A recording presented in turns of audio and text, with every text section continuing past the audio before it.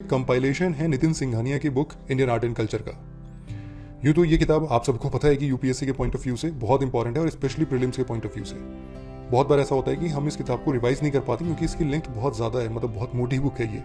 तो उन सभी एस्पिरेंट्स के लिए जो इस किताब को हैवी समझते हैं, रिवाइज नहीं कर पा रहे हैं, उनके लिए बहुत ईजी सोल्यूशन हो सकता है ये वीडियो कंपाइलेशन। ये वीडियोस ऑलरेडी यूट्यूब पर अपलोडेड है, बट स्टिल बहुत सारे लोग हैं जिन्होंने इस वीडियो को नहीं देखा हुआ है, इसीलिए इनको एक साथ क्लब करके हम इस वीडियो को री अपलोड कर रहे हैं। तो जिसको भी नितिन सिंघानिया की आर्ट एंड कल्चर पढ़नी है इजी लैंग्वेज में, वो इस कंपाइलेशन को आगे देख सकता है। तो चलिए डिस्कशन स्टार्ट करते हैं। प्रीलिम डिस्कशन में आपका स्वागत है। एनवायरमेंट की हमारी सीरीज चल रही थी जो आगे भी जारी रहेगी, लेकिन आज डिस्कस करेंगे हम आर्ट एंड कल्चर। तो देखिए, आर्ट एंड कल्चर को डिवाइड स्टार्ट करने से पहले मैं आपको बताना चाहता हूं कि इसे दो तरीके से इसको डिस्कस किया जा सकता है। एक तो आर्ट वाइज डिस्कस कीजिए, जैसे विजुअल आर्ट है तो विजुअल आर्ट में कौन कौन सी चीजें आती हैं, जैसे आर्किटेक्चर हो गया, स्कल्पचर हो गया, पोट्री होगी, पेंटिंग होगा, ये सब चीजें आती हैं विजुअल आर्ट में। उसके अलावा मान लीजिए जो हमारी है परफॉर्मेंस आर्ट, परफॉर्मेंस आर्ट में कौन सी चीजें आती हैं, म्यूजिक, डांस, थिएटर, पपेट्री या फिर सर्कस। और तीसरा तो मिसलेनियस में कुछ भी मान लीजिए आप, ये हमारा धर्म मान लीजिए, रिलीजन मान लीजिए, लिटरेचर, ये सब चीजें आएंगी। तो या तो देखिए आप पहले ऐसे डिस्कस करो कि सारा आर्किटेक्चर डिस्कस करो, फिर सारा स्कल्पचर डिस्कस कर लो, फिर उसके बाद में ये चीजें। तो दूसरा तरीका ये है कि टाइम वाइज हम चलें। पहले हड़प्पा का जो भी चीजें आती हैं, हड़प्पा संस्कृति की सबसे पहले वो डिस्कस कर ले, फिर उसके बाद में वैदिक की चीजें डिस्कस कर ले, फिर मोरियंस की, पोस्ट मोरियंस की, टाइम वाइज हम चलें। तो काइंड ऑफ मिक्स हम चलेंगे, ठीक है। तो आर्ट एंड कल्चर के लिए कौन सा सोर्स सबसे सही है? देखिए, सारा कुछ तो किसी सोर्स में है नहीं, वैसे नितिन सिंघानिया का जो सोर्स है वो सही है, आप उसे कर सकते हैं। और हम भी सबसे पहले तो उस पर ही फोकस करेंगे, नितिन सिंघानिया के सोर्स पे हम फोकस करेंगे। उसके बाद में जो बाकी तमाम तरह के सोर्सेज हैं उसमें देखेंगे कि क्या क्या हमारा कुछ छूट तो नहीं गया है। मेन मकसद यही है कि हमारा कुछ छूटना नहीं चाहिए। सोर्स इंपॉर्टेंट नहीं है, ये सोच जरूरी है कि कुछ छूटना नहीं चाहिए। आगे क्या है, सबसे पहले देखिए सील्स आते हैं। हड़प्पा संस्कृति में आर्ट एंड कल्चर की जब भी बात आती है तो सील्स आते हैं। उससे पहले चाहे आप ये भी डिस्कस कर सकते हो कि आर्किटेक्चर और स्कल्पचर में डिफरेंस होता क्या है। देखिए, आर्किटेक्चर जो होता है ना, वो कई चीजों से बना होता है। इसमें पत्थर भी होते हैं, स्टोन भी होते हैं, ग्लास भी हो सकता है, वुड भी हो सकता है, ये सारी चीजें मिक्स हो सकती हैं इसमें आर्किटेक्चर में। जैसे हमारा घर बनता है, घर इन सब चीजों से मिलकर बना होता है। लेकिन जो स्कल्पचर होता है, एक ही पत्थर के स्टोन को या फिर चट्टान को काट के किस प्रकार से एक कोई रूप दिया जाता है, कोई पिलर का या फिर किसी फॉर्म का, मोनोलिथिक होता है स्कल्पचर। उसमें और कुछ भी नहीं मिलाया जाता, बस एक पत्थर को काट के बनाया जाता है स्कल्पचर। जबकि आर्किटेक्चर में बहुत सारी चीजें होती हैं। और दूसरा आप कह सकते हैं कि इसमें इंजीनियरिंग होती है आर्किटेक्चर में, और यहाँ पे इनोवेशन होता है स्कल्पचर में। तो ये कोई खास डिफरेंस है नहीं, एग्जाम के लिए इतना इंपॉर्टेंट नहीं है। सबसे पहले देखिए, हड़प्पा में आती है सील्स। सील्स किसी भी पदार्थ की बनी हो सकती थी, खास करके ज्यादातर ये बनी होती थी स्टीटाइट की। स्टीटाइट एक प्रकार से रिवर में सॉफ्ट स्टोन मिलता था, उसका नाम है स्टीटाइट। और आमतौर पर स्टीटाइट से ये सील्स बनी होती थी। ये देखिए, वैसे ऐसा कुछ निश्चित नहीं है, कॉपर से भी बनी हो सकती थी, गोल्ड से भी बनी हो सकती थी, और भी कई चीजों से बनी हो सकती थी ये। और देखिए, ये किस फॉर्म में होती थी ये भी कोई निश्चित नहीं था, कई तरह के फॉर्म में हो सकती थी, रेक्टेंगुलर हो सकती थी, है भी, मतलब आजकल वो टाइम नहीं है, लेकिन सील्स तो अभी भी मौजूद है। और सील्स यानी रेक्टेंगुलर, स्क्वायर फॉर्म में, सर्कुलर फॉर्म में, ट्रायंगुलर फॉर्म में, इन सभी फॉर्म में हो सकती थी। लेकिन ज्यादातर जो सील्स होती थी वो स्टीटाइट फॉर्म में होती थी, और स्क्वायर फॉर्म में होती थी, और 2x2 की फॉर्म में होती थी। समझ गए? और इन पे कुछ ना कुछ अंकित होता था। ये देखिए यहाँ पे, या तो कोई एनिमल की पिक्चर, और या फिर कुछ ना कुछ और पिक्टोग्राफिक एक्सप्रेशन इस सील्स पे होती थी। और अगर ऐसा क्वेश्चन आ जाए कि कौन कौन से एनिमल्स इस पे जो होती थी पिक्टोग्राफिक एक्सप्रेशन उनकी होती थी, देखिए काफी सारे एनिमल्स की होती थी, जैसे कि बुल मान लीजिए, यूनिकॉर्न, राइनोज, एलिफेंट, ब्रिसन, गोट, बफेलो। लेकिन काओ को छोड़ के, ये इंपॉर्टेंट फैक्ट है, आप नोट कर लीजिए इसे, काओ नहीं थी, काओ को नहीं जाना जाता था हड़प्पन टाइम्स में। और दूसरा जो सबसे इंपॉर्टेंट होती थी वो होती थी यूनिकॉर्न की। यूनिकॉर्न की सील को सबसे ज्यादा महत्वपूर्ण माना जाता था। ये देखिए, एक सिंग वाला जो ये एनिमल था यूनिकॉर्न, काफी पवित्र इनको माना जाता था। और कई ईरा में भी इनकी, और किसी ईरा में भी इनकी फोटो काफी प्रचलित होती है, यूनिकॉर्न। इसके अलावा जो पशुपति महाराज हैं, पशुपति महाराज का लिंक जो है हमारे शिव जी भगवान से किया जाता है, और इनकी भी सील पे काफी एक्सप्रेशन मिलती है। काफी मतलब जो फोटो इस सील पे अंकित होती है, जिस सील पे इनकी फोटो अंकित होती है, वह काफी मात्रा में पाई जाती है, वहां पे पाई जाती थी। और उसके बाद में देखिए, बात यूं है कि सील्स किस काम आती थी। सील्स काफी तरह के काम आती थी, एजुकेशन के काम आती थी, व्यापार के काम आती थी, या फिर घर में डेकोरेशन के काम आती थी, कई तरह के काम आती थी। तो इंपॉर्टेंट क्वेश्चन इस पे बन जाता है कि क्या सील्स एजुकेशन के लिए यूज होती थी, क्या डेकोरेशन के लिए यूज होती थी, क्या व्यापार के लिए यूज होती थी। तो ये सारी की सारी चीजें सही हैं। और सील्स जो होती थी दोनों जगह पे होती थी, कई सील्स ऐसी होती थी, आगे भी और पीछे भी। तो इस तरह से भी अगर यूपीएससी पूछे कि seals were used to be on one side only, no it's not true, दोनों साइड ये होती थी, ठीक है। उसके बाद में क्या आता है, उसके बाद में तो दो हो गए। एक टेराकोटा फिगर्स बहुत फेमस थी वहां के, ये देखिए टेराकोटा फिगर्स। जैसे अपने कुम्हार जो होते हैं वो मिट्टी के जो खिलौने बनाते हैं उसी, या फिर मिट्टी से कोई आकृति बनाती हैं, उसी प्रकार की चीजों को, यानी पकी हुई मिट्टी के से जो फिगर बनाते थे, टेराकोटा नाम से उसको ये कहते थे टेराकोटा फिगर्स। ये देखिए, मिट्टी से बने होते हैं। तो इसमें सबसे ज्यादा जो फेमस होते थे वो खिलौने होते थे, जैसे ये कार्ट्स एंड व्हील्स, और कुछ पंछी हो गए, कुछ प्राणी हो गए, या फिर कुछ और एनिमल्स हो गए। तो इस तरह की चीजें फेमस थी। अच्छा, मैं आपको अब एक चीज बताता हूँ। देखिए, अब आपको कैसे इनडायरेक्टली ऐसी चीजों को यूज करना है। अब मान लीजिए क्वेश्चन ऐसे आ जाए इनडायरेक्टली, क्या व्हील्स होते थे हड़प्पन टाइम्स में? तो देखिए, अब हो सकता है कि आपने ये चीज ना पढ़ी हो कि क्या व्हील्स यानी पहिए होते थे या नहीं होते थे हड़प्पन टाइम्स में, लेकिन आपको याद है कि जो टेराकोटा फिगर होती थी वो एक प्रकार से कार्ट होता था, उसमें बैलगाड़ी होती थी, तो पहिया तो होगा ना। तो इनडायरेक्टली आपने अंदाजा लगा लिया कि उस टाइम पे ऐसे खिलौने होते थे तो पहिए भी होंगे ही, समझ गए? तो ये होता है इनडायरेक्टली कॉमन सेंस को यूज करना। आपने डायरेक्टली कहीं नहीं पढ़ा कि वहां पे व्हील्स होते थे या नहीं होते थे, लेकिन आपने बस ये इस आकृति को यूज करके अपने दिमाग में लॉजिक लगाया और आपको पता लग गया कि जी हाँ, पहिए वहां पे उस टाइम पे होते थे। और आगे देखिए, ये है जो लोस्ट वैक्स टेक्निक यूज होती थी यहाँ पे बहुत ज्यादा। तो डांसिंग गर्ल की ये फिगर है, ब्रोंज से बनी होती थी। तो कैसे ये लोस्ट वैक्स की टेक्निक क्या होती थी? देखिए, सबसे पहले वैक्स का यूज करके कोई आकृति बनाई जाती थी। मान लीजिए ये डांसिंग गर्ल की आकृति बनाई गई है, तो उसके बाद में वैक्स से वो आकृति बना के उसके ऊपर में मिट्टी लगा दी जाती थी। तो बाद में देखिए, मिट्टी लगा दी जाती थी तो उसको एक प्रकार से आप कह सकते हैं भट्टी में जलाया जाता था। तो फिर जो कच्ची मिट्टी होती थी वो तो पक्का रूप धारण कर लेती थी। मान लीजिए ये वैक्स है एक, और इसके ऊपर हमने मिट्टी लगाई, इसको जलाया गया, तो जो मिट्टी थी वो तो पक्की हो जाएगी। बाद में थोड़ा सा पक्की हुई मिट्टी में सुराख किया और गर्म करते हैं तो वैक्स पिघल के नीचे आ जाएगा। तो बाद में थोड़ा सा वो जगह खाली हो जाएगी, उसमें हम ब्रोंज को भर देंगे। जब ब्रोंज पूरा भर जाएगा और उसी आकृति में होगा जिस आकृति में वो पहले था, और उसके ऊपर मिट्टी होगी, बाद में हम उस मिट्टी को हटा देंगे तो क्या रह जाएगा? सिर्फ ब्रोंज रह जाएगा। दोबारा से बताता हूँ आपको। देखिए, मान लीजिए पहले ये वैक्स से हमने ये आकृति को शेप दे दिया, उसके बाद में इस पे मिट्टी से कच्ची मिट्टी से हम इसको लेप देंगे, गर्म करेंगे इसको, तो कच्ची मिट्टी बाहर गर्म करने के बाद में पक्की हो जाएगी। तो थोड़ा सा सुराख करके और गर्म करेंगे तो जो वैक्स था वो तो पिघल के बाहर आ जाएगा, लेकिन इसकी पिघले हुए वैक्स जो बाहर निकल गया उसकी जगह हम ब्रोंज भर देंगे इस आकृति में। फिर जब पूरा ब्रोंज भर जाएगा, जब वो सूख जाएगा, फिर बाहर लगी मिट्टी को हटा देंगे तो रह क्या जाएगा? सिर्फ ब्रोंज। तो ये टेक्निक थी लोस्ट वैक्स टेक्निक, याद रखिएगा। और ये कई जगह में पाई जाती थी, ये कालीबागान, दैमाबाद, हड़प्पा। तो ये तो इतना कोई खास इंपॉर्टेंट नहीं। अब देखिए, बात यूं है कि जो ब्रोंज डांसिंग गर्ल है, इसके बारे में कहा जाता है ये त्रिभंगा शेप्स में है। जैसे इनका हाथ यहाँ पे है तो त्रिभंगा शेप है इनकी, और काफी ज्यादा गहने इन्होंने अपने शरीर पे लगाए हुए हैं, नेकलेस, ताबीज वगैरह और ब्रेसलेट्स, ये सारी चीजें इन्होंने यूज किए हैं। तो ये इस पे भी क्वेश्चन आता है, भाई डांसिंग जो गर्ल है, जो फेमस आकृति है, वो किस शेप में है? त्रिभंगा शेप में है, क्या गहने लगाए हुए हैं? तो ये सब चीजें आप याद रखिएगा। उसके बाद में देखिए, ये दो और भी ज्यादा फेमस है हड़प्पा के। ये एक तो बर्डेड प्रीस्ट, दाढ़ी वाले जो प्रीस्ट हैं, बाबा हैं। तो कई बार इस पर क्वेश्चन ऐसे पूछ लिया जाता है कि क्या उनके ऊपर में कैसे जो डिस्क्रिप्शन पूछ ली जाती है कि चादर है, ये देखिए हाफ शरीर पे चादर है, ऐसे ढकी हुई है, दाढ़ी है, आंखें छोटी हैं। तो बस आप ये सब चीजें याद रखिएगा। और एक कई बार मेल टोर्सो भी होता है, जो मेल की ऊपर की बॉडी, जैसे मान लीजिए ये है, तो बस इतनी बॉडी मेल टोर्सो। तो ये रेड सैंडस्टोन में बने होते हैं और ये कॉपर में बनी होती है। रेड सैंडस्टोन, मेल टोर्सो लाल रंग का होता है और ये कॉपर में बॉडी जो है प्रीस्ट है। आगे पोट्री के बारे में थोड़ा बात कर लेते हैं। पोट्री तो देखिए, जो कुम्हार जैसे कच्ची मिट्टी से शेप बनाते हैं वैसे ही पोट्री होती है ये, और कच्ची मिट्टी के बर्तन या मिट्टी के बर्तन भी आप कह सकते हो, पका लोगे तो उसको। तो देखिए, बात यूं है कि काफी तरह की पोट्री वहां पे यूज होती थी उस समय में, और काफी पर्पजेस के लिए इसे यूज किया जाता था। वही सेम बात है कि बिजनेस के लिए यूज किया जाता था, घर में सजावट के लिए यूज किया जाता था, या फिर कोई चीज स्टोर करने के लिए भी यूज किया जाता था। आमतौर पर जो ये बनी होती थी, हाथ से बनी होती थी। प्लेन पोट्री की काफी ज्यादा वैल्यू थी, अदरवाइज पहले रेड बैकग्राउंड करके उसके ऊपर ब्लैक कलर की लाइंस खींची जाती थी, लेकिन प्लेन कलर की जो ये थी उस पर उनकी काफी ज्यादा वैल्यू थी। और कई बार तो देखिए, पोट्री पे जब बर्तन बनाते थे उस पर काफी तरह की आकृतियां भी बनाई जाती थी, जैसे पेड़, बर्ड्स, एनिमल्स, ह्यूमन बीइंग्स, इन सब चीजों की आकृतियां भी बनाई जाती थी पोट्री पर, यानी मिट्टी के बर्तनों पर। उसके बाद में क्या आता है? उसके बाद में देखिए आता है ऑर्नामेंट्स यानी गहने। अब गहने तो हमने देखा ही था, जैसे वो डांसिंग गर्ल की पिक्चर थी, काफी ज्यादा गहने वहां पे यूज होते थे उस समय में, और तमाम तरह के गहने जैसे नेकलेस, तावीज, और इवन जो अंगूठी होती थी हाथों में, बोथ फीमेल एंड मेल, ये दोनों मेल और फीमेल दोनों गहने पहनते थे उस समय में। और देखिए, इवन जो डेड बॉडीज, यानी अगर किसी की मृत्यु हो जाती थी उस समय में, तो डेड बॉडी के साथ में भी गहनों को छोड़ दिया जाता था। ये चीज बताता है कि वो यानी लाइफ आफ्टर डेथ में भी बिलीव करते थे। यानी अगर मान लीजिए किसी की मरने के बाद किसी की बॉडी को ब्यूरी किया गया है, दबाया गया है धरती के अंदर में, तो उनके साथ में बर्तन छोड़ देते थे ये, और गहने भी छोड़ देते थे। इसका मतलब ये है कि वो यूं सोचते थे कि अभी जो जिसकी मृत्यु हुई है वो किसी दूसरी जगह पे जा रहा है, तो उनको सजा के भेजा जाए, और बर्तनों की आवश्यकता पड़ेगी बीच के रास्तों में तो बर्तन भी दे देते थे। तो लाइफ आफ्टर डेथ में वो बिलीव करते थे। कई बार क्वेश्चन पूछ लेते हैं इस पे। इसके बाद और भी काफी तरह की चीजें हैं। देखिए, जैसे एक्सटेंसिव टाउन प्लानिंग थी, सिटाडेल वहां पे यूज होता था। देखिए, ऐसे होता था वहां पे। तो सिटाडेल मतलब एक उठी हुई जगह, तो ऐसा कहा जाता है। यहाँ पे देखिए, थोड़े अमीर मर्चेंट्स रहते थे, जो उठी हुई जगह थी सिटाडेल, यानी किला टाइप की चीज। और बाद में प्लेन जगह, यहाँ पे आम आदमी रहते थे। और हाउसेज जो होते थे वो पक्की मिट्टी के बने होते थे। और दूसरा, और देखिए, जो गलियां होती थी ना, वो काफी ऐसी फॉर्म में होती थी, परपेंडिकुलर ग्रिड की फॉर्म में। टॉयलेट्स होते थे हर घर में। ये सारे के सारे पॉइंट्स इंपॉर्टेंट है, याद रखिएगा। टॉयलेट्स होते थे उस टाइम में भी। तो कई बार ऐसा कहा जाता था कि देखिए हड़प्पन टाइम्स में भी टॉयलेट होते थे और आज के टाइम में भी गवर्नमेंट को स्वच्छ भारत चलाना पड़ रहा है टॉयलेट्स के निर्माण के लिए। और ग्रैनरीज मतलब अनाज को स्टोर करके रखते थे। मोहनजोदाड़ो में एक बड़ी ग्रैनरी मिलती है, बड़ी, जहां पे अनाज को स्टोर किया जाता है, और कई जगह पे छोटी छोटी ग्रैनरी भी मिलती है, यानी जो अनाज के गोदाम, कुछ भी कह सकते हैं आप ग्रैनरी को।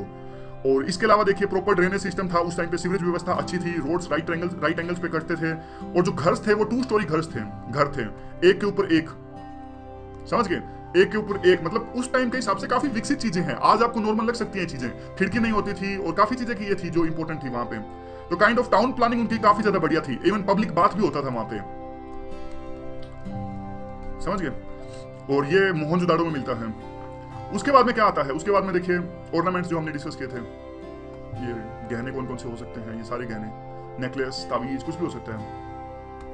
उसके बाद में देखिए आते हैं मोरियंस, हड़प्पन की। हाँ, एक बात आपको देखिए बताना चाहता हूं मैं यहाँ पे, जो नितिन सिंघानिया है ये काफी बेसिक्स में है।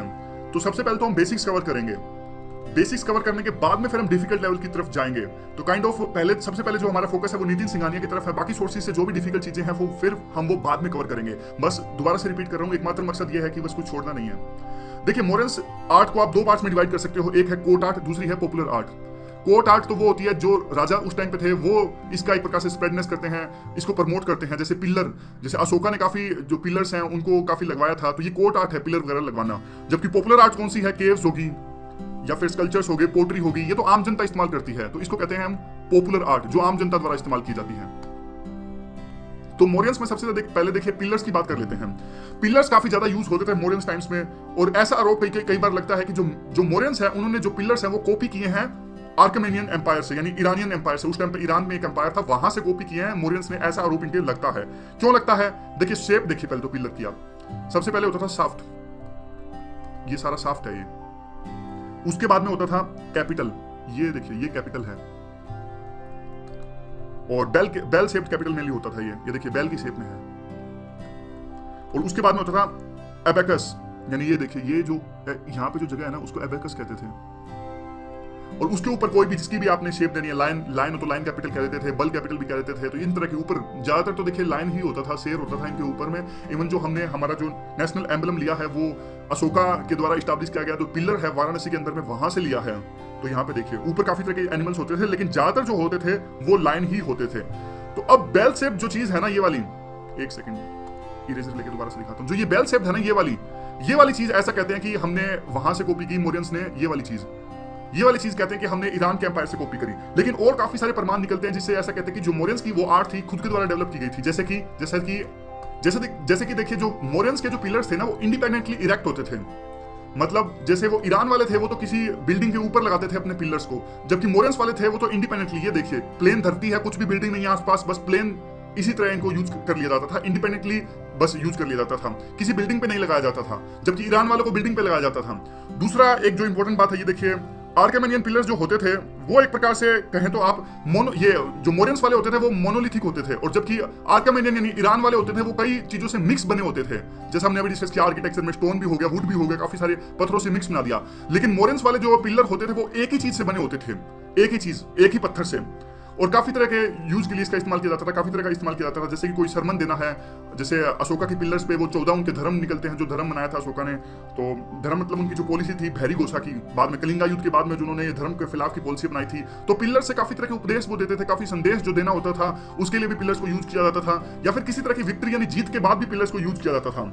तो ये सब आप याद रखिएगा। ये जो पिलर है हम अभी डिस्कस किया हमने सारा का सारा, ये पिलर है लोरिया नंदनगढ़ का। चंपारण एक जगह है, चंपारण जगह है बिहार के अंदर में, वहां पे ये पिलर स्थित है जिसका नाम है लोरिया नंदनगढ़। मोरियंस ने ये बनवाया था, बिल्कुल याद रखिएगा। इनडायरेक्ट क्वेश्चन आएगा, क्वेश्चन पता किस तरह से आएंगे। क्वेश्चन देखिए, अब ये पिलर है, अब यूपीएससी 4 ऑप्शन दे देगी, क्रोनोलॉजिकल ऑर्डर में लगाइए। अब लोरिया नंदनगढ़ पिलर है, एक ही ऑप्शन दे दिया। दूसरा मान लीजिए गुप्ता के टाइम में जो पिलर है वो ऑप्शन हो गया। तो अब क्रोनोलॉजिकल ऑर्डर में अगर हमें ये पता है सिर्फ लोरिया नंदनगढ़ जो पिलर है ये मोरियंस ने बनवाया था, तो हमें ये पता लग जाएगा मोरियंस तो गुप्ता से पहले है ना, तो क्रोनोलॉजिकल ऑर्डर हम स्टैब्लिश कर पाने में सक्षम हो पाएंगे। ये देखिए, ये वो पिलर है जिससे हमने हमारा नेशनल एम्बलम लिया है, 3 शेर हैं और ये सब, ये हमने अशोका के वाराणसी पिलर से लिया। अगर यूपीएससी इस प्रकार से क्वेश्चन पूछ ले कि कहां से ये नेशनल एम्बलम लिया है हमने, तो अशोका पिलर जो वाराणसी में है वहां से हमने लिया है। उसके बाद में क्या आता है, उसके बाद में देखिए आते हैं स्तूपा। स्तूपा काफी फेमस है, इस पे काफी बार क्वेश्चन आते हैं मेंस में भी और प्री में भी। स्तूपा क्या है देखिए, जो इसका कंसेप्ट ये है कि बुद्धिस्ट आर्ट में इसे यूज किया जाता है। और वैसे तो देखिए ये एक प्रकार से वैदिक में भी था, लेकिन वैदिक में इनका वो सिग्निफिकेंस नहीं था, धार्मिक यूज के लिए नहीं इसे यूज किया जाता था। तो अगर क्वेश्चन आ जाए तो असली जो इसका यूज स्टार्ट हुआ वो स्टार्ट हुआ इसका मोरेन्स टाइम्स में। और ऐसा कहा जाता है कि देखिए यानी कोई अगर पर्सन की डेथ हो जाती है जो बुद्धिस्ट धर्म में, तो जो मरने के बाद में जब उनका अंतिम संस्कार किया जाता है तो उनकी एसिस है यानी उनकी राख है, राख को दबाया जाता है स्तूपा के नीचे। और जो सबसे पहले जो 9 स्तूपास बने थे वो यूं कहा जाता है कि जो बुद्धा थे, बुद्धा की डेथ के बाद में उनकी जो राख है, उनके शरीर की जो राख है, अस्थियां जो हैं, उनको 8 जगह पे दबाया गया था। वहां पे 8 स्तूपा स्टैब्लिश किए गए थे और 9वीं जगह पे जिस लोटे में वो अस्थियां थी, 9वीं जगह पे उसको लोटे को दबाया गया था, तो वहां पे 9वां स्तूप बना था, ऐसा कहा जाता है। अशोका ने सबसे ज्यादा स्तूपास बनाए थे, 84,000 स्तूपास अशोका ने बनवाए थे। और स्तूपा की अब ये जानकारी देख लेते हैं हम सारी। सबसे पहले देखिए तोरनास होते हैं, ये जो बाहर तोरनास होते हैं, 3 हॉरिजॉन्टल लाइन एक और 2 वर्टिकल लाइंस, और इसको कहते हैं तोरना। ये तो बाहर होते हैं, आप गेटवे भी इसको कह सकते हो। और देखिए इस पे काफी सारी चीजें अंकित होती हैं। जो बुद्धास की जो जातक स्टोरीज हैं, जातक स्टोरीज वो स्टोरीज होती हैं जो बुद्धा की पिछले जन्म की स्टोरीज, वो सब कुछ ना कुछ अंकित होता है इस पे। ये देखिए छोटी छोटी आकृतियां हैं। इवन जो मदर गोडेस है, पेड़ का पौधा निकल रहा है वहां से, तो ये संकेत देता है कि जो धरती गोल हुई है वो मदर गोडेस से हुई है। अशोका ने जहां बुद्धा का जन्म हुआ था लुम्बिनी में, वहां 200 गांव का ऋण माफ कर दिया था और वहां से रेवेन्यू माफ कर दिया था। वो कई चीजें इस पे अंकित होती हैं। तो मेन स्पेस पे क्वेश्चन भी आया था कि बुद्धा किस प्रकार से वहां की सोशो इकोनॉमिक कंडीशंस को दिखाता है, तो इस प्रकार की लाइनें आप उसमें लिख सकते थे। और उसके बाद में देखिए क्या आता है, तोरना के बाद में आता है ये हमारा यहाँ पे वेदिका आता है। वेदिका वैसे यहाँ पे इसके आर पार देखिए चक्कर काटते हैं। एक सेकंड रुक जाइए। इस पिक्चर में वेदिका वैसे दिया नहीं है, वेदिका होना चाहिए, यहाँ पे पिक्चर में नहीं दिया वैसे। और देखिए इसके बाद आता है मेदी यहाँ पे होता है। ये देखिए जो हमारा ये हेमिस्फेरिकल जो ये है, देखिए ये जो आकार है ना, ये अंडे आकार का है। और जो इसके नीचे है वो एक प्रकार से कच्ची ईंटों से बना हुआ स्ट्रक्चर है, लेकिन ऊपर जो स्ट्रक्चर बना हुआ है वो पकी हुई ईंटों से बना हुआ है। तो उसको चारों तरफ से घेरा हुआ है मेदी ने। और उसके बाद में आता है देखिए जो इसको अंडा कहते हैं। और उसके बाद में आता है हर्मिका, ये देखिए हर्मिका है। और सबसे ऊपर जो ये 3 ये है छत्रा। छत्रा क्या संदेश देते हैं, देखिए 3 तरह का संदेश देते हैं, बुद्धा और उसके बाद में धम्मा और संघा। कहने का मतलब ये है कि बुद्धास किस प्रकार के रूल्स को फॉलो करते थे, कैसे मिलकर रहते थे, वो संघा होता है। धम्मा उनके डॉक्ट्राइन्स क्या है, वो धम्मा में आता है। और तीसरे में चक्कर में ये है, ये बुद्धा यहाँ पे दिखाते हैं। तो 3 यहाँ पे चक्कर हैं, इनको छत्रा कहते हैं। तो यहाँ पे आप चक्कर भी काट सकते हो। तो बस यही है, ये सब कुछ है। तो काफी तरीके के क्वेश्चन इससे बनते हैं। देखिए स्तूपा पे कुछ भी पूछ सकते हैं, वो छतरा क्या रिप्रेजेंट करते हैं ये पूछ सकते हैं, तोरना पे क्या चीज अंकित होती है, मेदी क्या होता है, ये सब चीजें पूछ सकते हैं वो। तो आप ध्यान से देख लीजिए इन्हें। और आगे देखिए, आगे आता है। और जो सबसे फेमस जो 2 स्तूप थे वो थे सांची का स्तूप जो अशोका ने बनवाया था, और भारूट का स्तूप जो संगा डायनेस्टी ने बनवाया था। उसके बाद में आता है देखिए ये जो केव्स, मोरियन टाइम्स में जो केव्स थी। अगर देखिए मोरियन टाइम्स की केव्स की बात की जाए तो केव का जो आर्किटेक्चर स्टार्ट हुआ है वो मोरियन टाइम से ही स्टार्ट हुआ था। यहाँ पे देखिए तो केव्स की शुरुआत हो गई थी, और केव्स का यूज किया जाता था चैत्य और विहार के लिए। विहार मतलब रहने के लिए, और चैत्य मतलब प्रेइंग हॉल के लिए, मतलब यहाँ पे पूजा की जाती थी। और इसके अंदर में देखिए ऐसे होता था उस टाइम पे, केव्स जब से सबसे शुरुआत हुई थी ना, तो अंदर एक प्रकार से तोड़ दी जाती थी, अंदर एक जगह बनाई जाती थी ऐसे, और उसको पॉलिश्ड शेप दी जाती थी ताकि उसको रहने लायक या फिर पूजा करने लायक बनाया जाता था। तो ये जो पिक्चर है वो है बारबरा केव्स की। ये एक प्रकार से मोरियन टाइम से बनाई गई थी। और उसमें देखिए कई बार तो ऐसा होता था जो गेटवे होता था वो भी, उसको भी एक आर्टिस्टिक शेप दे दी जाती थी, और एक प्रकार से विहारा की तरह और चेतक की तरह इसको यूज किया जाता था। इवन जैन मॉन्क्स और आजीविका के द्वारा भी यूज किया जाता था। उसके बाद में आते हैं देखिए स्कल्पचर्स जो हैं वो एक प्रकार से मोरियन टाइम्स में यक्ष और यक्षिनी की फोटो होती थी। यहाँ पे यक्ष और यक्षिनी की फोटो क्या सिग्निफिकेंस है इनका, देखिए यक्ष और यक्षिनी के बारे में ऐसा कहा जाता है कि ये जो है धरती के नेचुरल रिसोर्सेज की रक्षा करते हैं, कुबेर के तौर पे भी इनको जाना जाता है। और काफी जगह पे इनकी पिक्चर मिलती है यक्ष और यक्षिनी की। जैसे परखाम एक जगह है यूपी में, वहां पे मिलती है। पवैया एक जगह है ग्वालियर में, वहां पे इनकी फोटो मिलती है। यक्षिनी दीदारगंज में बिहार में पाई जाती है। बेसनगर यूपी में भी यक्षिनी की फोटो मिलती है। तो काइंड ऑफ जगह देखिए, जगह बहुत सारी आपको याद करनी पड़ेगी। तो वो तो आप किसी सोर्स को रेफर करोगे तब धीरे धीरे करके याद हो पाएगी। लास्ट में हम जगह से रिलेटेड एक वीडियो बना सकते हैं लास्ट में। और उसके बाद देखिए जो बुद्धिज्म है, यानी जो यक्ष और यक्षिनी की जो ये चीज है वो हर धर्म में यूज की जाती है। इवन हिंदुइज्म में, बुद्धिज्म में, जैनिज्म में। ऐसा नहीं है सिर्फ एक ही धर्म तक ये लिमिटेड है यक्ष और यक्षिनी। जैसे हिंदुइज्म की बात की जाए तो एक तमिल टेक्स्ट है जिसका नाम है शिल्पादिग्राम। यहाँ पे यक्ष और यक्षिनी का जिक्र मिलता है। उसके बाद में अगर देखिए पोट्री की अगर बात करें तो आप पोट्री यूज होती थी यहाँ पे NPBW, इसकी फुल फॉर्म है नॉर्दर्न ब्लैक पॉलिश्ड वेयर। इसमें ब्लैक कलर काफी ज्यादा यूज होता था, लस्ट्रस पॉलिसीज होती थी। तो याद करिएगा जो पोट्री यूज होती थी मोरियन टाइम्स में वो यूज होती थी NPBW। उसके बाद में देखिए थोड़ा हम डिस्कस कर लेते हैं ये post Mauryan art. Post Mauryan art में तो देखिए वही है चैत्य और विहार, जैसे काफी फेमस है। एक महाराष्ट्र में कार्ला चैत्य है, वो काफी फेमस है। और अगर विहार की बात की जाए तो नासिक विहार है अजंता केव्स के अंदर में, वो भी काफी फेमस है। तो ये सब चीजें आगे आएंगी। तो अब आते हैं, देखिए जो आता है वो हमारा गुप्ता आर्ट। गुप्ता आर्ट में काफी सारी चीजें हैं, अभी हम वो नहीं डिस्कस कर रहे हैं, वो कल डिस्कस या फिर जब भी अगला आर्ट वो लेक्चर डिस्कस करेंगे तब डिस्कस करेंगे। जो 3 स्कूल्स हैं, गांधार, मथुरा और अमरावती, 3 स्कूल्स जो हैं। गुप्ता आर्ट को देखिए, गुप्ता आर्ट को एक प्रकार से गोल्डन पीरियड भी कहा जाता है इंडियन आर्किटेक्चर का। यहाँ से टेम्पल आर्किटेक्चर की शुरुआत हुई थी और ग्रेटेस्ट डेवलपमेंट हुई थी पेंटिंग्स के क्षेत्र में भी। गुप्ता का धर्म तो वैसे देखिए ब्राह्मणिकल, उनका हिंदू धर्म उन्होंने अपनाया था, लेकिन उन्होंने बुद्धिज्म और जैनिज्म को भी सपोर्ट किया था। और अर्ली जो गुप्ताज आए थे, शुरू में जो गुप्ताज आए थे, उन्होंने हिंदू आर्ट को सपोर्ट किया था, लेकिन बाद वालों ने एक प्रकार से बुद्धिस्ट आर्ट को भी सपोर्ट किया था। और केव्स जो है वो बहुत ज्यादा मिलती है यहाँ पे। अगर केव्स की बात की जाए तो 2 सबसे ज्यादा फेमस जो गुप्ता की केव्स हैं वो है अजंता और इलोरा। अजंता केव्स और इलोरा केव्स। अब देखिए सबसे पहले हम अजंता केव्स को डिस्कस करते हैं। अजंता जो केव्स हैं वो, उनका स्थान जो है औरंगाबाद में है।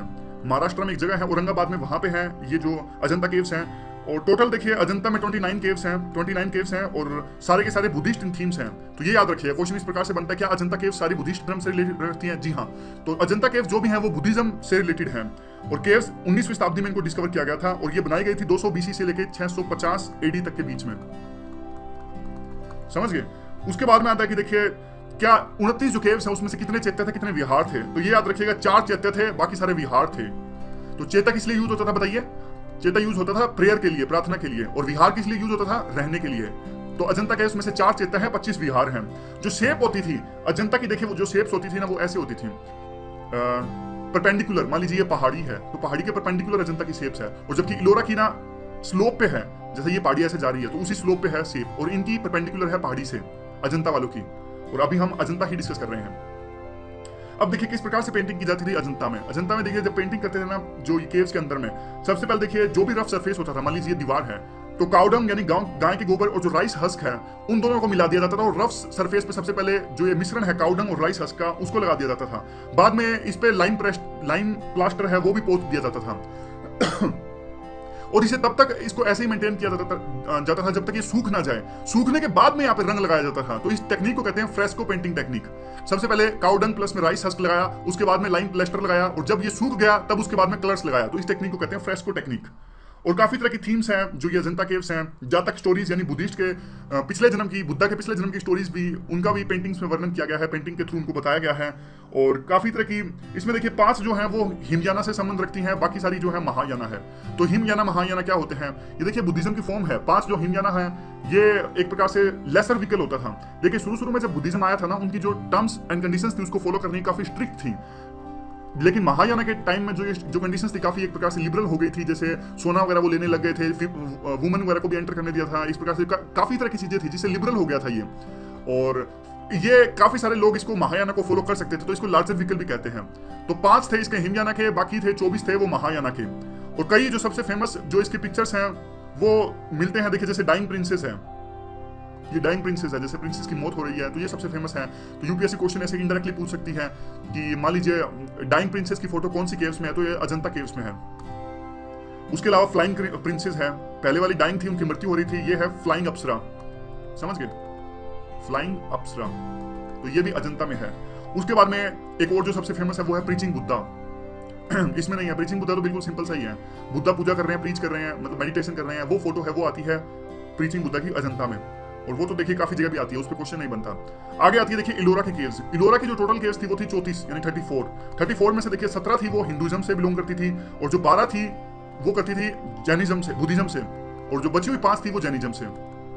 ये 34 केव्स थी इलोरा के अंदर, ये भी महाराष्ट्र में है। और तीनों धर्मों के, यानी अजंता सिर्फ बुद्धिज्म से बिलोंग करती थी, और जो ये है ये तीनों धर्मों के लिए है, हिंदुइज्म के लिए, बुद्धिज्म के लिए, जैनिज्म के लिए।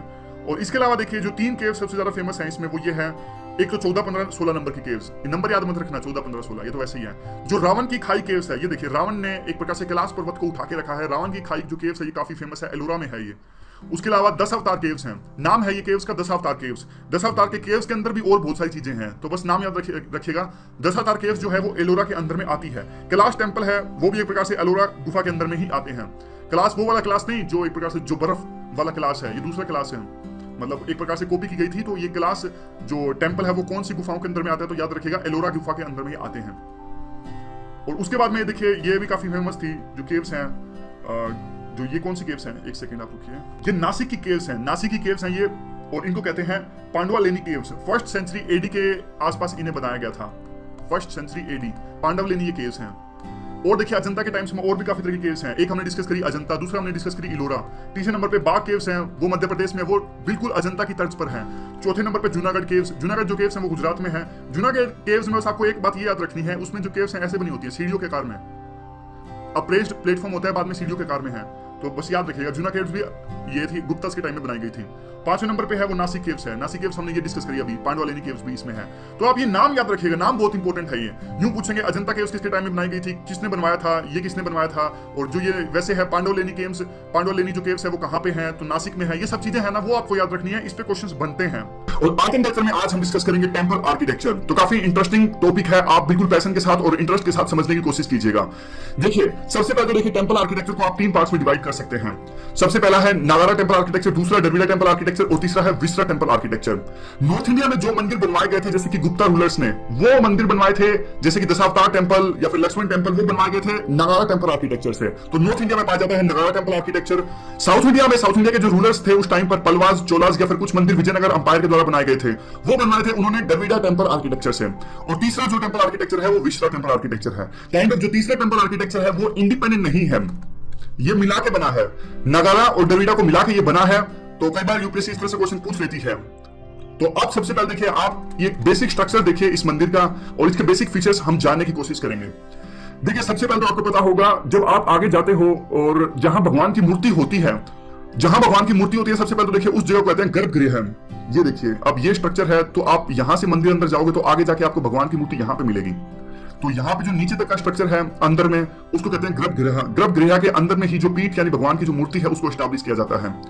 अब देखिए इसके ऊपर का जो स्ट्रक्चर होता है, नगारा में इस स्ट्रक्चर को कहा जाता है शिखर, शिखर कहा जाता है इसको। और उसके ऊपर में होता है ये देखिए, मतलब गर्भगृह तो पूरे को कह देते हैं, वैसे ऊपर वाले चीज को कहते हैं शिखर। अब शिखर के ऊपर एक जो स्ट्रक्चर होता है उसको कहते हैं अमलका। यहाँ पे देखिए ये जो स्ट्रक्चर है ना, इसको कहते हैं अमलका। और ऊपर एक और जो स्ट्रक्चर होता है, सबसे जो गर्भगृह का ऊपर वाला पार्ट यानी मंदिर का सबसे ऊपर वाला पार्ट, उसको कहते हैं कलश। ठीक है, काफी कंफ्यूजिंग है, तो मैं काफी बहुत ज्यादा एक प्रकार से ध्यान दूंगा इन चीजों पे ताकि आपको समझ में आ जाए और भूलिए ना। दोबारा से बताता हूं, देखिए जहां पे भगवान की मूर्ति होती है उससे पूरे उस क्षेत्र को कहते हैं गर्भगृह, और ऊपर वाले क्षेत्र को कहते हैं, ये जो स्ट्रक्चर होती है उसको कहते हैं शिखर, और शिखर के ऊपर होता है एक अमलका। अमलका के ऊपर जो स्ट्रक्चर होता है उसको कहते हैं क्लस। तो सबसे ऊपर वाला एरिया है क्लस। सही है, इतना सही है ना।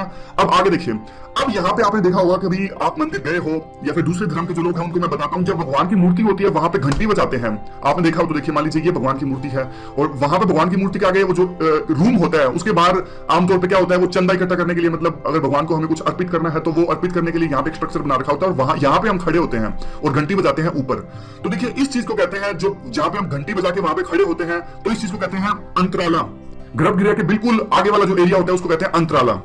ठीक है, उसके बाद में देखिए ये जो एरिया है ना, इस सारे एरिया कहते हैं मंडपा। यहां से हम एंटर किए, मान लीजिए एंट्रेंस है, तो यहां पे हम जाते हैं, तो जाते जाते काफी एक प्रकार से हमें थोड़ा ट्रैवल करना पड़ता है। जब जाके हम एक प्रकार से घंटी बजाएंगे वहां पे, तो थोड़ा एरिया होता है। एंटर करने के बाद में हमें थोड़ा सा चलना पड़ता है, पिलर्स आते हैं। तो देखिए आजकल के मंदिरों का तो आर्किटेक्चर ऐसा नहीं होता, वैसे मैं बता रहा हूं। अब देखिए ये है गर्भगृह, यहां से हम एंटर हुए तो थोड़ा सा हमें चलना पड़ेगा। तो ये जो पिलर्ड हॉल है, यहाँ पे है जो हमारे जो वर्शिपर्स हैं, जो पूजा अर्पित करने के लिए आते हैं, उनका खड़े होने के लिए जगह है, वर्शिपर्स के खड़े होने के लिए जगह है, तो इसको कहते हैं मंडपा।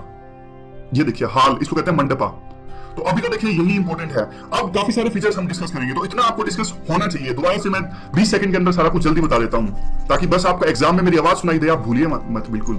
ठीक है, यहाँ पे देखिएगा, ये है हमारा गर्भगृह है, ऊपर होता है हमारा अमलका, ये क्लस होता है, और बिल्कुल क्लस के जो गर्भगृह के बाहर का एरिया होता है उसको कहते हैं हम अंतराला। और जो एंट्रेंस करने के बाद जहां हम जाते हैं, इस पूरे रीजन को कहते हैं मंडपा। यहाँ पे वर्शिपर्स जो है वर्शिप करने के लिए खड़े होते हैं। ठीक है, इतना आ गया। अब देखिए नगारा आर्किटेक्चर को आप 3 पार्ट्स में डिवाइड कर सकते हो शिखर के बेस पे। जो ये शिखर होता है ना ऊपर वाला, इसके बेस पे आप नगारा आर्किटेक्चर को 3 पार्ट्स में डिवाइड कर सकते हो। तो किसी में ये रेक्टेंगुलर होता है, किसी में ये लीनियर होता है। तो बस इतना ज्यादा डिटेल्स में जाने की आवश्यकता नहीं है, लेकिन बस ये याद रखिएगा कि नगारा आर्किटेक्चर को 3 पार्ट्स में डिवाइड किया जाता है, रेखा प्रसाद यानी लैटिना, और फामसना और वल्लभी। बस ये याद रखिएगा। कई बार यूपीएससी इस तरह से क्वेश्चन पूछ सकती है कि Rekha Prasada, Phamsana, Valabhi are the parts of which architecture. तो बस आपको इतना पता होना चाहिए कि नगारा, इतने डिटेल्स में जाने की आवश्यकता नहीं है कि कौन से शिखर में किसमें रेक्टेंगुलर होता है। तो बस इतना छोड़ दीजिए। अब देखिए आगे क्या आता है।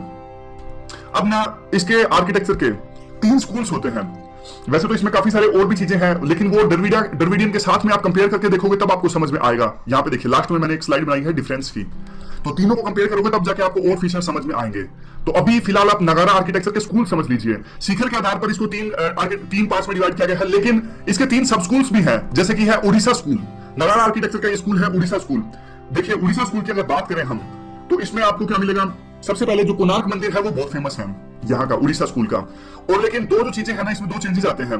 इसमें शिखर को देउल कहते हैं, जो हमने मंदिर के ऊपर वाला पार्ट देखा था, ये देखिए, ये हमने वहां पे ये पार्ट देखा था, उसको शिखर कहते थे, लेकिन इसके सब स्कूल में, उड़ीसा स्कूल में इस पार्ट को देउल कहते हैं। और जो मंडप जहां पे वर्शिपर्स खड़े होते थे, वो बात हमने डिस्कस किया था, उसको कहते हैं जगमोहन।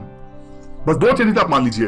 यानी यूपीएससी इस तरह से क्वेश्चन पूछेगी, Deul Jagamohana are the parts of which sub school of Nagara architecture. 3 option दे देंगे, वो सोलंकी स्कूल, उड़ीसा स्कूल या फिर खजुराहो स्कूल। तो आपको याद रखना है ये उड़ीसा स्कूल का ये पार्ट है। यानी शिखर को कहते हैं देउल और मंडप को कहते हैं जगमोहन। समझ गए? और देखिए 3 जो है उड़ीसा स्कूल के 3 मंदिर काफी फेमस है। तो एक तो सबसे पहले ये मंदिर काफी फेमस है, ये है हमारा कोणार्क, सूर्य का कोणार्क मंदिर। इसको ब्लैक पगोड़ा भी कहते हैं। ब्लैक पगोड़ा क्यों कहते हैं? ब्लैक रंग के कारण में इसको ब्लैक पगोड़ा कहते हैं। देखिए वैसे ये समुद्र से ना सिर्फ 2 किलोमीटर के डिस्टेंस पे है। समुद्र से इसका डिस्टेंस सिर्फ 2 किलोमीटर के टाइम। जब ये यूरोपियंस आए थे तो काइंड ऑफ नेविगेशन का भी काम करता था ये मंदिर। और ऐसा कहा जाता है कि देखिए इसका जो गेट है वो ब्लैक सैंडस्टोन से बना है, ब्लैक सैंडस्टोन से। और ऐसा बिलीव भी किया जाता है कि जो सूर्य की किरणें हैं सबसे पहले उस गेट पे पड़ती है। तो बस ये सब चीजें हैं जो सूर्य के कोणार्क मंदिर से इंपॉर्टेंट है। इसे बनवाया गया था 13वीं शताब्दी में, 13th सेंचुरी में बनाया गया था। अब आपके मन में एक प्रश्न ये आया होगा कि क्या ये सब चीजें याद रखने की जरूरत है, ये 13th सेंचुरी? देखिए बात यूं है कि थोड़ा बहुत याद रह जाएगा ठीक है, लेकिन यूपीएससी बिल्कुल ही लॉजिकल क्वेश्चन नहीं पूछे, ऐसे नहीं पूछेगी कि एक ही स्कूल के 3 मंदिर पूछ लेगी।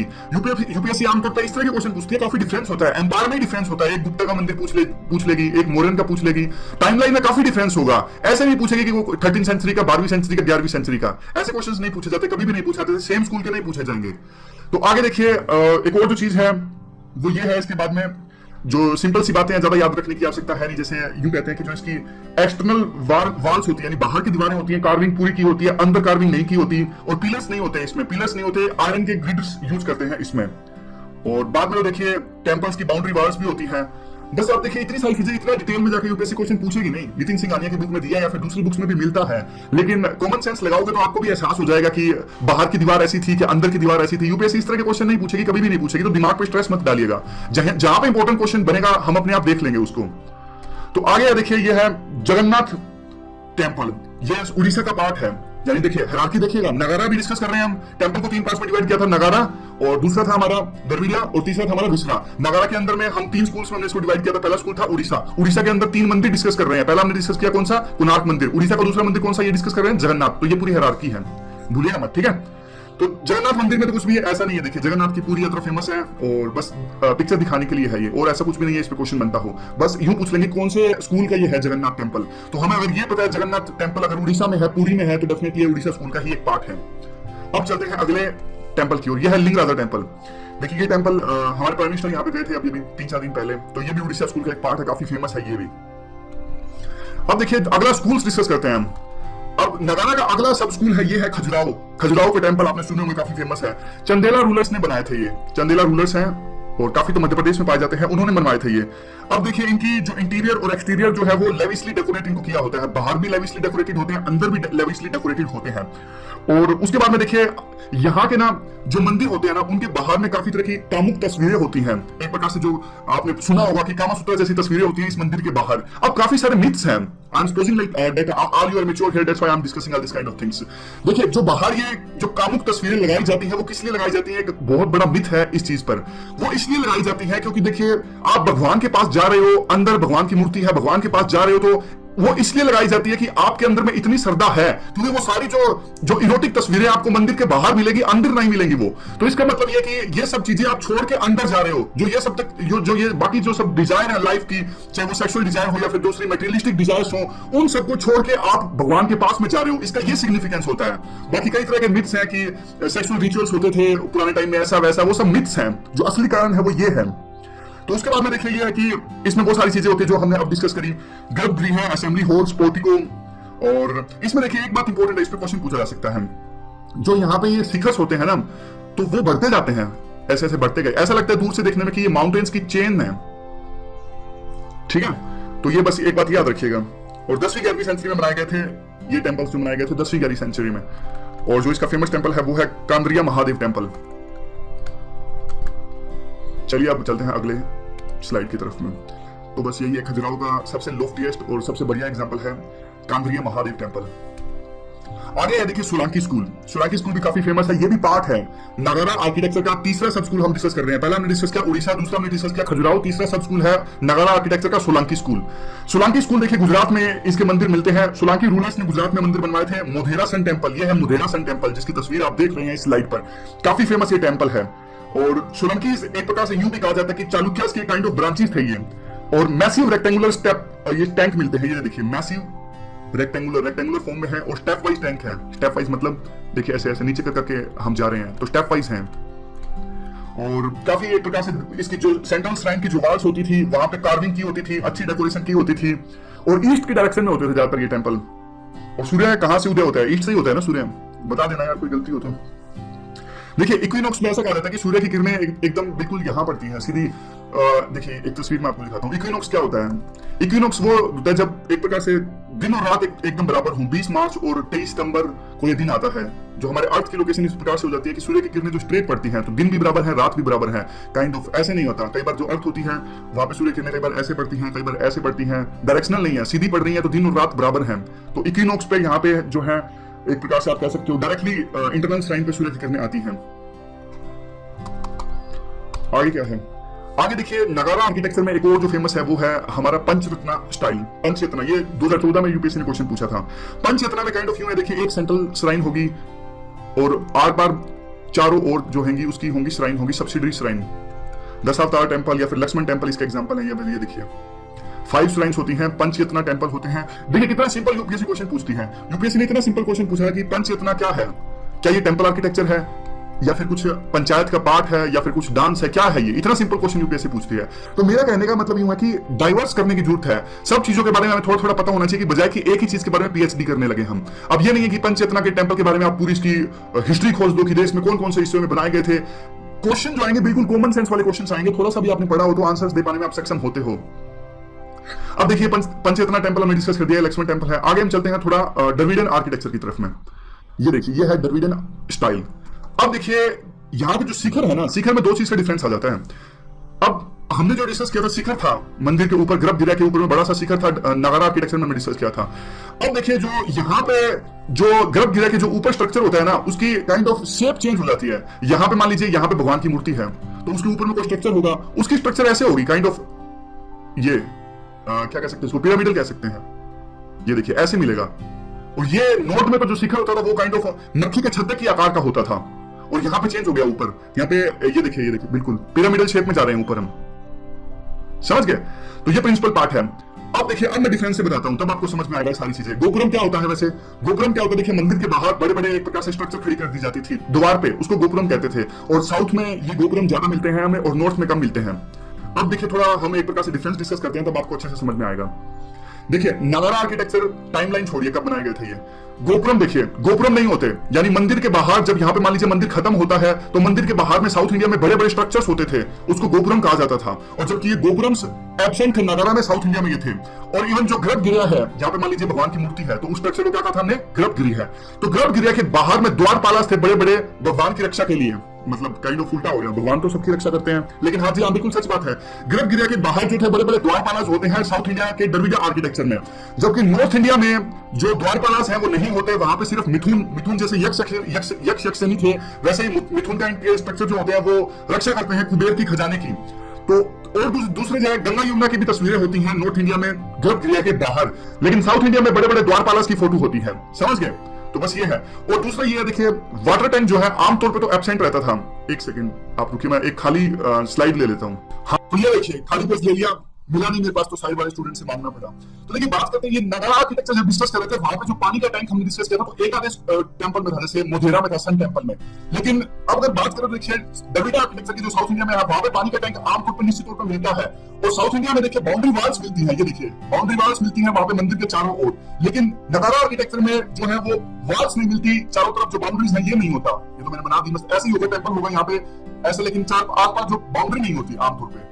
ठीक है। तो और देखिए काइंड ऑफ जो द्रविड़ आर्किटेक्चर था ना, वहां पे जो भी देखिए राजा महाराजा थे उस टाइम पे जो जीत के आते थे तो अपनी बाउंड्री है मंदिर की और ज्यादा चौड़ी करवा देते थे। तो कई बार तो यूं होता था कि देखिए जैसे ये मंदिर की बाउंड्री है मान लीजिए अभी, लेकिन लड़ाइयां जीतते गए, जैसे चोला एम्पायर था, लड़ाइयां जीतते गए तो मंदिर की जो बाउंड्रीज है वो बढ़ती गई और ज्यादा होती गई।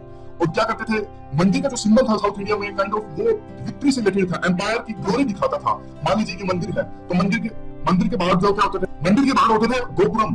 तो जैसे ही कोई राजा जीत के आता तो वो अपना गोपुरम और ज्यादा बड़ा बनवा देता। मान लीजिए पहले ये था फिर और ज्यादा बड़ा बनवा दिया, फिर और एक और जीत हासिल हुई तो गोपुरम और ज्यादा बड़ा बनवा दिया। तो दो चीजें याद रखना, जीतने के बाद में वो अपनी जो टेम्पल को बढ़ाते जाते थे, बाउंड्रीज इंक्रीज कर देते थे, गोपुरम और ज्यादा बढ़ा देते थे, क्योंकि वहां के जो एम्पायर होता था उसकी ग्लोरी को दिखाता था साउथ इंडिया के अंदर में। और कई तरह की चीजें इंपॉर्टेंट है, जैसे चोला की बात करें तो देखिए चोला में क्या होता था, चोला में एक तो देखिए मेन श्राइन तो होती थी, वहां पे बाद में क्या होता था कि जो सब्सिडरी श्राइन होती थी, मान लीजिए तो मेन जो मंदिर है उसका मेन पार्ट है, जो साइड में छोटे छोटे स्ट्रक्चर भी होते थे जहाँ पे राजा महाराजाओं के फोटो भी दिखने लग गए थे, और काइंड ऑफ जहाँ पे जो ये भगवान की जो तस्वीरें देखने को मिलती थी उसको कहते थे अम्मान श्राइन, इस तरह की। और भी काफी सारी चीजें हैं वहां पे साउथ इंडिया के, जैसे एक होता था कल्याण मंडपा कोई सेलिब्रेशन के लिए जहाँ पे वर वधू आपस में एक दूसरे से मिल सकते हैं, इस तरह का कल्याण मंडपा था। तो ये थोड़ी चीजें हैं। तो एक तो बहुत ज्यादा डिटेल में जाने की आवश्यकता है नहीं, ये जो चीजें हैं ना जो अभी डिस्कस करेंगे ये बहुत इंपॉर्टेंट है, इस पे क्वेश्चंस बहुत ज्यादा इंपॉर्टेंट बन सकते हैं। तो देखिए अब किस पे क्वेश्चन आ सकते हैं। सबसे पहले तो आप ये देखिए कि द्रविड़ आर्किटेक्चर की शुरुआत किसने करी। देखिए द्रविड़ आर्किटेक्चर की स्टार्ट करी थी पलवाज ने सबसे पहले इसको स्टार्ट किया था। सबसे पहले तो देखिए उनके जो वो केव्स होती थी, यानी मान लीजिए कोई चट्टान होती थी उसको काट के मंदिर बनवाए गए थे, और उस टाइम पे तो देखिए मंडप, टेंपल को मंडप ही कह देते थे उस टाइम पे। और सबसे पहले ये बात है देखिए महेंद्र ग्रुप की, पलवाज की अगर बात करें सबसे पहले देखिए पलवाज ने बनवाए साउथ इंडिया के मंदिर द्रविड़ आर्किटेक्चर के। पलवाज भी 4 पार्ट में डिवाइडेड थे। सबसे पहले आया था देखिए महेंद्र वर्मन, ये हिस्ट्री पढ़ोगे तब आप ये सब पढ़ोगे। दूसरे नंबर पे आए थे नरसिम्हा ग्रुप, तीसरे नंबर पे आए थे राजसीमा ग्रुप, और चौथे नंबर पे आए थे हमारे नंदी वर्मन। ये है नरसिम्हा, ये है नंदी वर्मन, कंफ्यूज मत कीजिएगा। कौन कौन से, महेंद्र वर्मन, और दूसरे नंबर पे है नरसिम्हा, तीसरे नंबर पे राजसीमा, और चौथे नंबर पे नंदी वर्मन। तो मैं आपको भी बताता हूं, देखिए महेंद्र वर्मन के टाइम में तो बिल्कुल एक तरह से टेंपल को मंडप ही कहा दिया जाता था, केव टेंपल होते थे उस टाइम पर। बाद में नरसिम्हा ग्रुप ने बहुत, इन्होंने बीच के जो दूसरे नंबर पे आए थे इन्होंने बहुत बढ़िया टेंपल्स बनाए थे, रथा टेंपल्स। महाबलीपुरम में रथा टेंपल्स है, उनके बारे में आपने सुना हो तो वो ये इन्होंने बनवाया था नरसिम्हा ग्रुप ने। ये देखिए ये रथास की फॉर्म में है। रथ मतलब वो रथ नहीं जो महाभारत में यूज होते हैं, रामायण में जो रथ यूज होते थे पुराने टाइम में, वो रथ नहीं, ये दूसरे रथ है। ये 4-5 रथ है और ये अलग अलग नामों पे है, जैसे धर्मराज, युधिष्ठिर, द्रौपदी, और इन नामों पर ये रथ है। सबसे बड़ा जो रथ है वो है धर्मराज, युधिष्ठिर के नाम पे है, धर्मराज रथ इनको कहते हैं, और काफी फेमस है देखिए ये। और उसके बाद में देखिए जो अगला है राजसीमा ग्रुप, तीसरे नंबर पे जो है राजसीमा ग्रुप, इन्होंने काफी तरह के टेंपल्स बनाए, रियल स्ट्रक्चर बनाए इन्होंने। 100 टेंपल, यहाँ पे देखिए ये 100 टेंपल है, नहीं इसमें नहीं है, ये 16 के द्वारा बनाया गया। वैसे ही बता देता हूँ, 100 टेंपल बनाया था इन्होंने महाबलीपुरम में, और कैलाशनाथ में टेंपल बनाया था इन्होंने, कैलाश में टेंपल बनाया था इन्होंने कांचीपुरम में। तो दोबारा से बताता हूँ, देखिए राजसीमा ने 2 टेंपल फेमस बनवाए थे, 100 टेंपल बनाया था महाबलीपुरम में, और कैलाश में टेंपल बनाया था कांचीपुरम में। तो क्या ये सब आपको याद रहेगा? तो देखिए याद रखने का तो यूं है, ये तो फेमस चीजें याद रखनी पड़ेगी, बार बार पढ़ना पड़ेगा इनको आपको, ये इंपॉर्टेंट है। और उसके बाद में देखिए चौथे नंबर पर जो आते हैं नंदी वर्मन ग्रुप, ये स्मॉल टेंपल्स हैं और ये द्रविडियन स्टाइल का, ये कुछ नहीं है, कुछ खास नहीं है। चौथे नंबर पर यहाँ से डिग्रेडेशन होना स्टार्ट हो गया था। उसके बाद में देखिए फेमस थे चोलास ने काफी तरह के टेंपल्स बनवाए थे, और इनके 2 राजा थे वो काफी फेमस थे। बृहदेश्वर टेंपल इन्होंने बनवाया था चोलास ने, और इनके जो राजा थे उस टाइम पे राजराजा वन, उन्होंने टेंपल बनवाया था। किसने बनवाया था? राजराजा वन। तो राजराजा वन ने 1011 में टेंपल बनाया था, तो 2011 में 1000 साल पूरे हुए थे बृहदेश्वर टेंपल को। और उसके बाद में जो है इनके राजराजा वन के एक बेटे थे राजेंद्र ने एक टेंपल काफी फेमस बनाया था, गंगाई कोंडा चोलापुरम, ये बनवाया था। गंगेटिक डेल्टा को इन्होंने जीता था, उसके बाद में इन्होंने इस टेंपल का निर्माण किया था जिसका नाम है गंगाई कोंडा चोलापुरम। तो कोंडा विक्ट्री, कोंडा का मतलब होता है विक्ट्री, और गंगेटिक जो डेल्टा है उसकी विक्ट्री के बाद में इन्होंने बनवाया था ये टेंपल। तो द्रविड़ टेंपल जैसे देखिए वैसे स्टार्ट तो पलवास के टाइम में हुआ था, लेकिन अच्छी तरीके से जो प्रोस्पर हुआ वो चोला के टाइम पे प्रोस्पर हुआ। साउथ इंडियन की देखिए एक बात अगर मैं आपको बताऊं तो साउथ इंडिया में जो टेंपल्स थे वो सिर्फ टेंपल्स के लिए, वर्शिपिंग के लिए, पूजा करने के लिए नहीं यूज होते थे, वो काफी चीजों के लिए उनकी मतलब एक प्रकार से सिग्निफिकेंस थी। वो मनी लैंडर का भी काम करते थे, उनके ऊपर पूरे की पूरी इकोनॉमी एक प्रकार से निर्भर करती थी। पूरे दुकानें होती थी वहां पे, इकोनॉमी होती थी, आसपास के बाजार लगते थे, कोई भी फेस्टिवल होता था, इवन एडमिनिस्ट्रेटिव सेंटर्स भी वो थे, पूरे बहुत ज्यादा लैंड एरिया को ये प्रकार से कवर करके रखते थे। एजुकेशन का भी सेंटर थे, और काफी डोनेशन लेते भी थे, डोनेशन देते भी थे, और रेवेन्यू कलेक्शन भी करते थे। तो इतनी ज्यादा सिग्निफिकेंस थी उस टाइम पे आप कह सकते हैं कि साउथ इंडिया में मंदिरों की। तो अगर ये कहना कि सिर्फ वो भगवान की पूजा के लिए यूज होते थे तो एक प्रकार से वो गलत होगा। काफी तरह के इनके फंक्शंस थे, एडमिनिस्ट्रेटिव फंक्शंस थे, एजुकेशनल फंक्शंस थे, मनी लेंडर के फंक्शंस थे, इकोनॉमिक फंक्शंस थे, तो ये सारे फंक्शंस थे। हमने टेंपल आर्किटेक्चर को डिस्कस किया था, तो 1 मिनट में तो पहले हम रिवाइज कर लेते हैं टेंपल का आर्किटेक्चर कैसा था। देखिए, यहाँ पे भगवान की मूर्ति स्टैब्लिश होती है और इस कस को कहा जाता था गर्भगृह, और गर्भगृह के ऊपर जो स्ट्रक्चर था, ये देखिए, ये मक्खी के छत्ते की तरह जो ऊपर, इस चीज को कहा जाता था शिखर। ये 3-4 चीजें आपको बहुत याद जरूरी तौर पे याद रखनी है और एग्जाम में पूछ लेता है। ये ऊपर का स्ट्रक्चर है वो शिखर है। शिखर के ऊपर आता है अम्लका, ये देखिए, ये जो गोलाकार का जो है इसको अम्लका कहा जाता है, और सबसे ऊपर जो है उसको क्लस कहा जाता है। तो इनडायरेक्टली यूपीएससी इस तरह से कई बार पूछ लेगी कि मंदिर के आर्किटेक्चर में सबसे ऊपर क्या होता है? क्लस होता है। और वैसे तो देखिए थोड़ा बहुत डिफरेंस भी होता है, और एक तरह से नगारा आर्किटेक्चर में और द्रविडियन आर्किटेक्चर में, वो हम अगली स्लाइड में डिस्कस करेंगे। इसके अलावा देखिए, मंडपा वो जगह होती है जहां पे भक्तजन इकट्ठे होते हैं, यानी असेंबली ऑफ वर्शिपर्स को कहते हैं मंडप। और मंडप और शिखर के बीच की एक जगह होती है, एक छोटा सा चैम्बर होता है जहां पे हम घंटी वगैरह बजाते हैं, उसको कहा जाता है अंतराला। यहाँ पे देखिए, ये अंतराला है, ये गर्भगृह के बाहर की जगह है। तो ये 4-5 चीजें आप जरूरी तौर पे याद रखिएगा, इन पे क्वेश्चन बन सकता है, बाकी इतनी इंपॉर्टेंट नहीं है। अगर देखिए बात करें तो क्या डिफरेंस है नगारा और द्रविडियन आर्किटेक्चर में, इसे भी हमने लास्ट वीडियो में डिस्कस किया था, थोड़ा सा रिवाइज कर लेते हैं। देखिए, नगारा आर्किटेक्चर की बात करें तो यहाँ 4 दीवारी नहीं होती, आमतौर पे जनरली 4 दीवारी नहीं होती, लेकिन द्रविडियन आर्किटेक्चर में मंदिर के आर पार, मान लीजिए ये मंदिर है, तो आर पार 4 दीवारी, 4 वॉल्स यानी बाउंड्रीज है, वो निश्चित तौर पे होती है। और देखिए, जो पानी का तालाब है वो द्रविडियन आर्किटेक्चर में निश्चित तौर पे होता है, और नगारा आर्किटेक्चर में हो भी सकता है, ना भी हो सकता है। जैसे मोधेरा टेंपल है, वहां पे सोलंकीज ने बनवाया था, वहां पर है, लेकिन आमतौर पे नहीं पाया जाता। इसके अलावा देखिए बात करें तो शिखर, नगारा आर्किटेक्चर में शिखर होता है जो मक्खी के छत्ते की तरह होता है, और यहाँ पे गर्भगृह के ऊपर जो शेप होती है द्रविडियन आर्किटेक्चर में, वो पिरामिडल शेप होती है, वो ऐसे करके जाती है, ये देखिए, और इसको विमान कह देते हैं। समझ गए? यानी जिसे जो हमने अभी डिस्कस किया था, ये नगारा आर्किटेक्चर में जिसे शिखर कहते हैं, वो मक्खी के छत्ते की तरह होती है, और द्रविडियन आर्किटेक्चर में यही चीज इस पिरामिडल शेप में होती है, और इसे हम कह देते हैं विमान। तो ये चीजें आप देखिएगा। एक और जो मेजर डिफरेंस वो ये भी होता है, नगारा आर्किटेक्चर में जो मंदिर का द्वार है उसके बाहर द्वारपालास की फोटो नहीं होती, गंगा यमुना इनकी फोटो होती है, मिथुन जिसे कहा जाता है जो कुबेर खजाने की सुरक्षा करते हैं, उनकी फोटो होती है। लेकिन द्रविडियन आर्किटेक्चर में द्वारपालास की बड़ी बड़ी फोटो होती है। और एक और जो मेजर डिफरेंस है गोपुरम के बारे में है। मान लीजिए ये मंदिर है, तो द्रविडियन आर्किटेक्चर में मंदिर के एंट्रेंस के बाहर एक बड़ा सा टावर होता है, बड़ा सा टावर जिसे गोपुरम कहते हैं। लेकिन आमतौर पे ये टावर यानी गोपुरम जो है वो नहीं देखने को मिलते हमें नगारा आर्किटेक्चर में यानी नॉर्थ इंडिया में। तो ये सब डिफरेंसेस आप याद रखिएगा।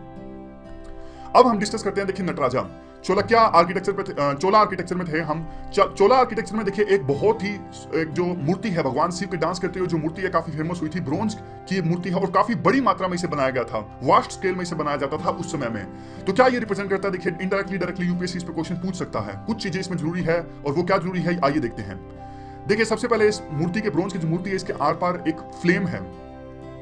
ये फ्लेम रिप्रेजेंट करती है एनर्जी को। और जो देखिए काफी सारे इसके सिंबल्स हैं जो इंपॉर्टेंट है, सबसे पहले मैं आपको वो बताता हूं। देखिए जो भगवान शिव के नीचे जो ये पैर के नीचे जो ये एनिमल स्ट्रक्चर जो भी है, इनको एक प्रकार से इग्नोरेंस कहा जाता है। इग्नोरेंस यानी इग्नोरेंस नहीं होनी चाहिए जिसे भगवान शिव दबा रहे हैं अपने पैरों के नीचे। और एक और जो इंपॉर्टेंट बात है वो ये है, देखिए अब यूपीएससी इस तरह से क्वेश्चन नहीं पूछेगी कि ये लेफ्ट हैंड क्या दिखा रहा है, राइट हैंड क्या दिखा रहा है। इस पे तो ऐसे तो काफी कॉम्प्लेक्स हो जाएगा। मैं आपको इसमें इंपॉर्टेंट चीजें सबसे पहले बताता हूं कौन सी है।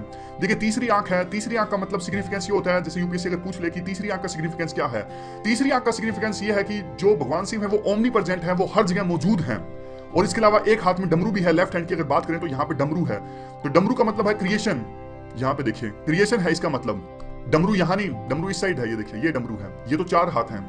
4 हाथ का मतलब एक प्रकार से आप कह सकते हैं कि 4 कार्डिनल डायरेक्शंस को रिप्रेजेंट करता है। और डमरू जो क्रिएशन को रिप्रेजेंट करता है वो राइट हैंड में है, इस साइड है। समझ गए? तो इस तरह से क्वेश्चन आएंगे। यूं नहीं आएगा कि लेफ्ट हैंड क्या रिप्रेजेंट कर रहा है, राइट हैंड क्या रिप्रेजेंट कर रहा है। यूपीएससी ये पूछेगी कि डमरू क्या रिप्रेजेंट कर रहा है। जो हाथ में डमरू है राइट हैंड में, वो creation of the world represent कर रहा है। यूं पूछ लेगी यूपीएससी जो फ्लेम है वो क्या रिप्रेजेंट कर रही है, वो एनर्जी को रिप्रेजेंट कर रही है। जो नीचे जो ये स्ट्रक्चर है और जिस प्रकार से ये स्ट्रक्चर क्या रिप्रेजेंट कर रही है, ये इग्नोरेंस रिप्रेजेंट कर रही है। इस प्रकार से यूपीएससी क्वेश्चन पूछेगी। और वैसे जो ये है लेफ्ट हैंड जो यहाँ पे है, ये अभय मुद्रा को रिप्रेजेंट करता है। यानी एक तौर पे जो भगवान अपने भक्तों को विश्वास दिला रहे हैं कि आपको डरने की आवश्यकता नहीं है। और जो कानों में इयरिंग्स हैं, ये दिखाता है भगवान शिव का अर्धनारीश्वर रूप। होप आपको सब समझ में आ गया। 30 सेकंड के अंदर सारा रिवाइज करता हूं जो इंपॉर्टेंट है। देखिए आर पार जो फ्लेम है वो रिप्रेजेंट करता है एनर्जी को। जो राइट हैंड में डमरू है वो रिप्रेजेंट करता है क्रिएशन को, क्रिएशन ऑफ द वर्ल्ड। और नीचे जो स्ट्रक्चर है ये मारा इग्नोरेंस को रिप्रेजेंट करता है, जो नहीं होनी चाहिए ह्यूमन बीइंग के अंदर में। यहाँ पे जो 4 हाथ वाली चीज है ये 4 डायरेक्शंस को रिप्रेजेंट करता है। और इयरिंग्स है वो अर्धनारीश्वर को रिप्रेजेंट करता है। तीसरी आंख जो है वो इस बात को रिप्रेजेंट करती है कि जो भगवान शिव है वो हर जगह मौजूद है। तो ये सब चीजें आपको याद रखना है। आगे देखिए नायका आर्किटेक्चर हम डिस्कस करते हैं। नायका आर्किटेक्चर की बात करें तो देखिए नायका, एक मीनाक्षी टेंपल आपने सुना होगा, मीनाक्षी टेंपल काफी फेमस है नायका आर्किटेक्चर का। और इनकी जो खास बात थी, देखिए पिलर्ड मंडप थे काफी ज्यादा। मान लीजिए ये मेन मंदिर है, यहाँ पे मंडप है, तो जो मेन मंदिर की तरफ जाते थे वहां पे जो कॉरिडोर होता था काफी तरह के पिलर्स होते थे, तो इस चीज के लिए काफी ज्यादा जाने जाते थे ये नायका जो आर्किटेक्चर थे। और गोपुरम थे वो उनके काफी बड़े थे। गोपुरम को देखिए एक प्रकार से एम्पायर के, एक प्रकार से आप कह सकते, जितना बड़ा गोपुरम होगा उतना बड़ा एम्पायर होगा, इस चीज में जाना जाता था गोपुरम को। इसलिए मंदिर का जो बाहर एंट्रेंस के बाहर जो गोपुरम बड़े टावर होते थे वो बड़े बड़े बनाए जाते थे।